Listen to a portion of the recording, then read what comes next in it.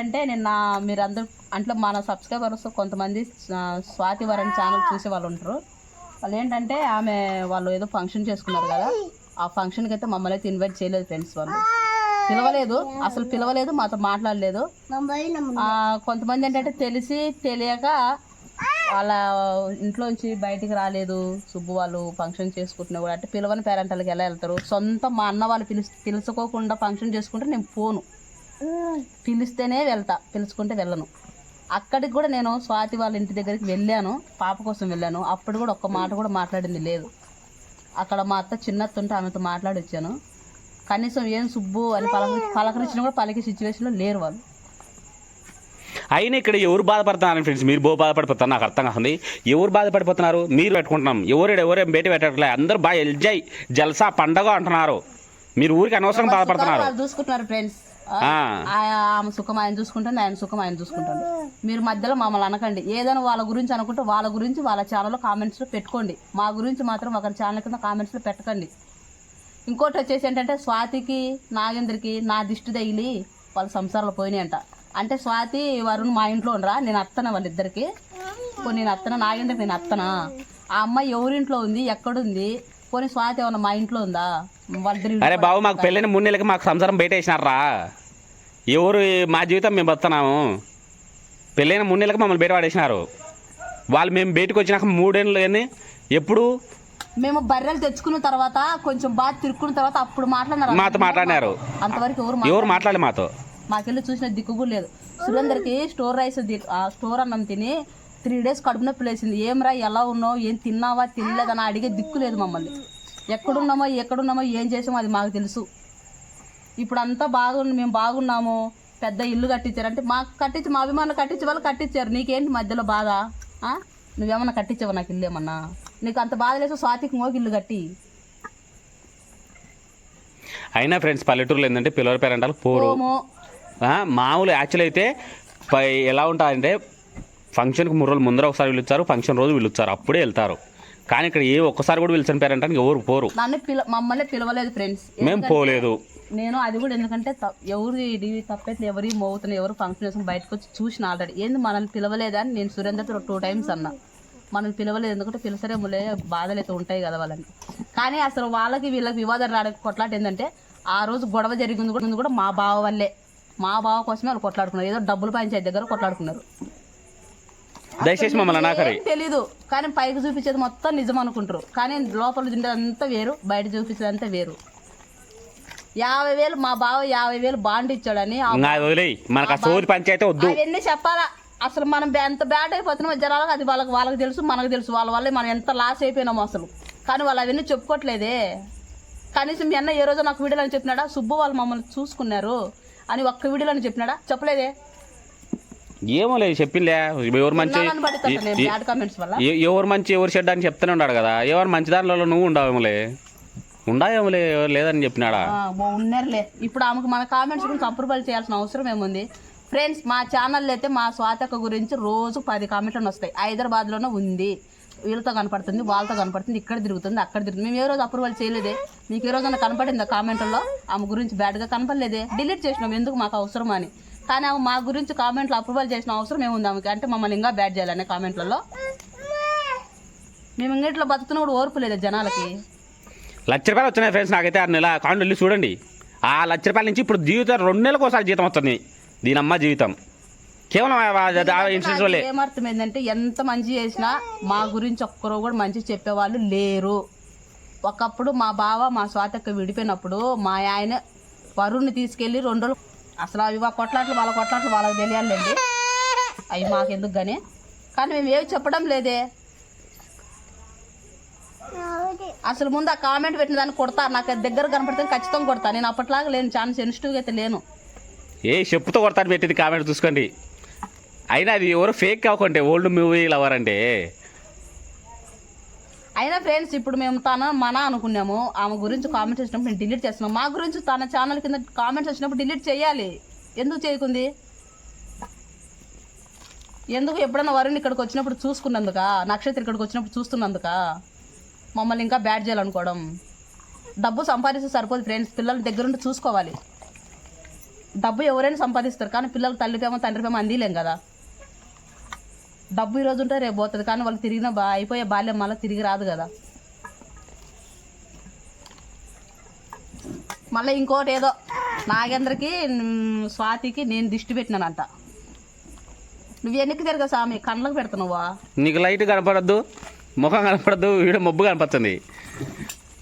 అది మొత్తానికైతే ఇంకా అసలు ఆ కామెంట్ చూస్తే చాలా బాధ అనిపించేసింది ఫ్రెండ్స్. ఎందుకంటే ఇప్పుడు కొంతమంది ఉండరు, నేను ఒక మాట లేకుండా చెప్పేస్తాను. ఏంటంటే కొంతమంది ఉంటారు, మీ బావ ఒక్కడే ఉన్నాడు కదా, అన్నం వండి పెట్టచ్చు కదా అని కామెంట్లు మాకు చాలా వస్తున్నాయి. ఏంటంటే అవన్నీ మేము డిలీట్ చేసుకుంటాం.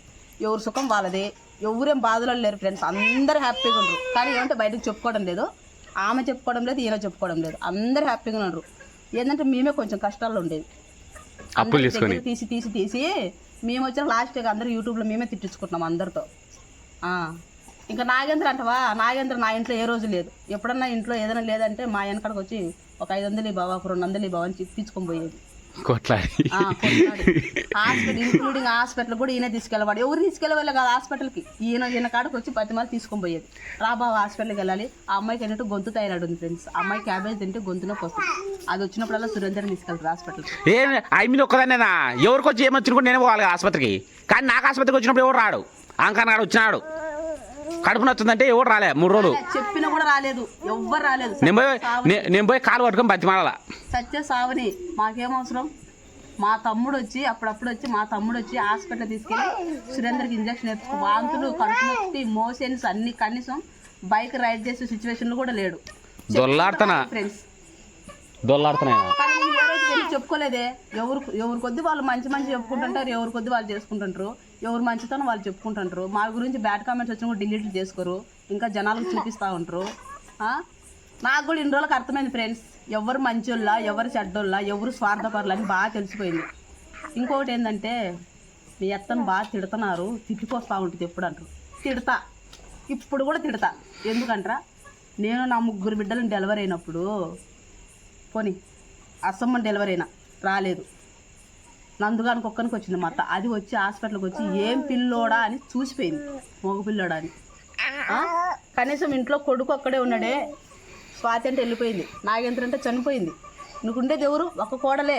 నువ్వు ఆ కోడల్ని ఎట్లా చూసుకుంటే, నువ్వు కోడల్ని బిడ్డలా. మా అమ్మ గురించి నీకు ఎందుకే, నన్ను తిట్టినారే ఆడ. అత్త కోడలు తిట్టుకుంటారు, కలుసుకుంటారు, నాక్కుంటారు, మధ్య వీళ్ళకి పంచాయతీ. ఆయన మా అమ్మని తిడతా, ఆయన వాళ్ళ అమ్మని తిడతా. ఏంది పంచాయతీ అంటే వాళ్ళ అమ్మని తిట్టిపోస్తా ఉంటే తిడతా. నేను ఇప్పుడు కూడా తిడతా, నేను సచ్చేంత వరకు తిడుతూనే ఉంటాను. ఎందుకంటే నేను ఆపరేషన్ చేయించుకొని అత్త కోడలను చూసుకోకుండా నన్నే చూసుకోవాలంటే ఎవరు చూసుకుంటారు, ఎవరు చూసుకోరు. కొన్ని మా అమ్మ వాళ్ళంటే రాలేదులే, నా కోడలు నాకు తప్పితే రేపొద్దున ఏదైనా అయితే మేమే కోడలమే కదా చూసుకోవాల్సింది. పోయి మా అమ్మ వాళ్ళు, మేము పోయి మా అమ్మలకు చేస్తాం, మా అమ్మలు చేస్తాం. మా ఆయన ఊరుకుంటాడా, ఊరుకోడు కదా. మీ అమ్మలకు వచ్చి ఎందుకు సేవ చేస్తున్నాం అంటాడు. కానీ వాళ్ళ అమ్మకి చేయకుంటే మా అమ్మకి ఎందుకు చేయకుండా నువ్వు అంటాడా అన్నాడా. అట్లాంటప్పుడు నువ్వు కోడలను చూసుకోవాలి కదా.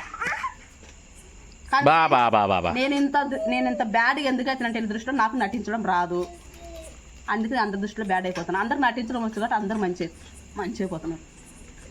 నాకు నటించడం రాదు, నేను ఉన్నది ఉన్నట్టు మొక్కన్న మాట్లాడేస్తా. ఆ విషయం వాళ్ళకు కూడా తెలుసు, ఉన్నది ఉన్నట్టు మొక్కన్న మాట్లాడేస్తుంది.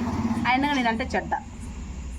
ఎవరెందుకు వాళ్ళ అమ్మాయి అనేది, నాయన నీ పిల్ల ఉన్నది ఉన్నట్టు మాట్లాడుతుంది, నాయన చెడ్డ అయిపోతుంది అందరి దృష్టిలో. ఏం చేయాలి, నాకు నటించడం రాదు. సరే ఎందుకు ఇప్పుడు డైలీ పాలకు వస్తుంది, 10 రూపాయలు కడితే 20 రూపాయలకు వస్తున్నా. ఇప్పుడు కామెంట్ పెట్టిన దేంతో కొట్టాలా నేను, ఎందుకు అత్తనే కదా. నాయన నువ్వు పోయాక నేను పాలు నాకు నా కోడలు వస్తుంది అంటది. ఎందుకు ఆయన తక్కువ పోస్తాను, నేను ఎక్కువ పోస్తాను. పోగొట్టుకోలేం కదా, ఎంత అనుకున్నా ఎంత చేసుకున్నా. కానీ ఎక్కడెక్కడో ఉండి ఏదోదో చేసుకుంటా. ఫ్రెండ్స్ అసలు నేను ముఖ్యంగా చెప్పాల్సిందంటే మా గురించి ఏరే వాళ్ళ ఛానల్లో కామెంట్స్ పెట్టకండి. ఎవరి జీవితాలు నాశనం కాలేదు, అందరి వల్ల మా జీవితాలు నాశనం అయిపోయినాయి. మీరు ఇది బాగా ఆలోచిస్తే మీకు అర్థమైపోతుంది. ఎవరితో పనిగా మన మొక్కది కామెంట్ పెట్టింది, దాన్ని మాత్రం దేంతో కొట్టా దానికి సిగ్గురాదు. మళ్ళీ ఆ కామెంట్లకు చూసి మళ్ళీ డిలీట్ చేయకుండా మళ్ళీ దాన్ని అప్రూవల్ చేయడం, మళ్ళీ చేసిన వాళ్ళందరికీ రిప్లై చేయడం. మేము ఆమెను తిట్టట్లేదు, మా గురించి కామెంట్ బ్యాడ్గా పెట్టినప్పుడు డిలీట్ చేసుకోవాలి కదా. ఆమె ఛానల్ కింద మా కామెంట్లు వచ్చినప్పుడు డిలీట్ చేసుకోవాలా, మేము చేసుకోవట్లే. మేము అట్లా అప్రూవల్ చేస్తున్నాం, చేయడం లేదే. ఎన్నో వస్తున్నాయి బ్యాడ్ కామెంట్లు, మనకు అవసరమా మన ఛానల్ కింద డిలీట్ చేస్తున్నాం. సరేలే, ఇంకా అయిపోయినా ఇంకేమన్నా చెప్పేట్టున్నాయా? బాబా బాబా పిల్లలకి అన్నం పెడుతున్నాం ఫ్రెండ్స్, చాలా బాధ అనిపిస్తుంది నాకు. ఏదో అన్నీ బాగా సర్దుకున్నాయి, బాగా బర్రెలు పెట్టుకున్నాం, హ్యాపీగా బతుకుతున్నాము, మా పనులు మేము చేసుకుంటాం అంటే మళ్ళీ ఇది ఒక కొత్త పంచాయతీ. ఓర్పు లేదు మేము బతుకుతున్నామని, బాగా ప్రశాంతంగా బతుకుతున్నారు వీళ్ళు అని ఓర్పు లేదు. అసలు మమ్మల్ని పిలిచింటే నేను ఒక్క క్షణం కూడా ఇక్కడ ఉండేదాన్ని కాదు. పిలిచింటే ఆమె ఫంక్షన్కి వెంటనే వెళ్ళి ఉండేదాన్ని. మేము ఎవరికి ఎంత చేసినా మంచి అని మా అమ్మ గురించి అయితే చెప్పరు. మా అంతటి మేము చెప్పినా మళ్ళీ దానికి కొట్లాటలు, మళ్ళీ ఏంటి చెప్పినారు మా గురించి అని. అందుకే మేము ఎవరి గురించి చెప్పుకోమే. మళ్ళీ ఇప్పుడు ఈరోజు చెప్పిన పోతే పోయిందిలే, అయితే అయిందిలే అనుకున్నాం. ఇప్పుడు అందరి పిల్లలు నా కాడికి వస్తారు, మళ్ళీ కట్టేసుకోమను, రాళ్ళతో రప్పలతో కట్టేసుకోమను వాళ్ళని. ఇప్పటి అంటే మరుక్షణం నా ఇంటికి అంటారు. వాళ్ళని కొట్టి రాసి రంపాన పెట్టినా వాళ్ళు నా ఇంటికాడకు రాని ఉండలేరు. అదంతే. ఎందుకు వచ్చినప్పుడల్లా నా ఇల్లు ఎంత గలీజ్ చేస్తారో ఏదో ఒక రోజు మీకు వీడియో చూసి చూపిస్తానండి. పిల్లలందరూ నా ఇంటికా ఉంటే ఎంత గలీజ్ చేస్తారో అది చేసుకోలేక ఒకసారి ఏడుకు వస్తుంది నాకు. అంటే బ్యాడ్ కమెంట్ పెట్టడం ఒకటే తెలిస్తే ఎలా.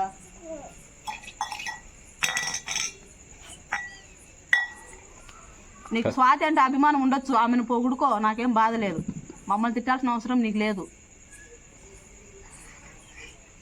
పొగుడుకుంటావో లేకుంటే నాలా ఒక మిద్ద కట్టిస్తావో కట్టి ఇంకొకటి దానిపైన. మాకేదో అభిమానంతో కట్టించినారు. నీకు చెప్పినా నాకు పొగురుంది, ఇది నా పొగురు ఉంటే నేను ఎవరిని లెక్క చేసి ఉండేదాన్ని కాదు. నా ఇంట్లో కాడికి అసలు గేటు కూడా దొక్కించు, బండ్లు కూడా దొక్కించుండేదాన్ని కాదు పిల్లల్ని. ఎందుకంటే నాతో ఎవరు మాట్లాడరు ఫ్రెండ్స్. ఎందుకంటే నేను ఉన్నది ఉన్నట్టు మాట్లాడతా. నాకు ఈడ సురుకు తగిలితే ఈడొస్తుంది నోట్లోంచి, నటించడం రాదు. అందుకే నేను అంటే అందరు కోపం. ఓ అబ్బో చాలా పెద్ద పెద్ద జరిగినాయిలేండి. అందుకే నేను సురేందర్ నువ్వు ఎవ్వరితో మాట్లాడద్దు, మనకు ఎవరు అవసరం. ఏంది వాళ్ళ అమ్మని తిట్టిపోస్తుంది అంటే మళ్ళీ మా అమ్మని తిట్టిపోస్తాను లేడు. నా ఇష్టమే మా ఎత్తని రోజు 100 సార్లు అంటాడు మా అమ్మని. 100 సార్లు నిమిషం తిడతాను. ఏం మీ అక్క ఏమని అంటారే, పోయి నువ్వేమనంటా, మీ అన్న ఏమని అంటాడా చెప్పరి. మా అన్న వాళ్ళ ముందరనే తిడతాడు.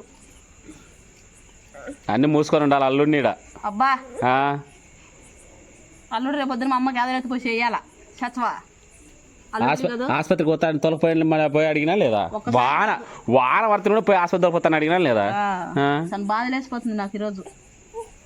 సరే సర్లే.